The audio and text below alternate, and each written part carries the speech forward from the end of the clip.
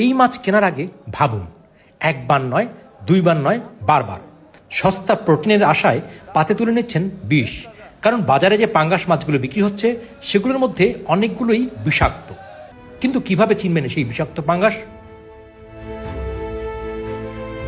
আমাদের দেশে পাঙ্গাস মাছ অত্যন্ত জনপ্রিয় তার সহজলভ্যতা এবং কাঁটা কম থাকার কারণে।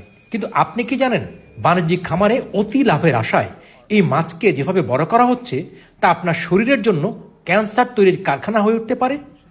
গবেষণায় দেখা গেছে, নোংরা পরিবেশে ও রাসায়নিক ফিড ব্যবহার করে চাষ করা পাঙ্গাস মাছে ক্ষতিকর ভারী ধাতুর উপস্থিতি অনেক বেশি।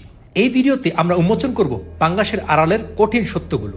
বাণিজ্যিক খামারের পাঙ্গাস দ্রুত বড় করতে গ্রোথ হরমোন এবং রোগ ঠেকানোতে কড়া মাত্রায় অ্যান্টিবায়োটিক ব্যবহার করা হয়।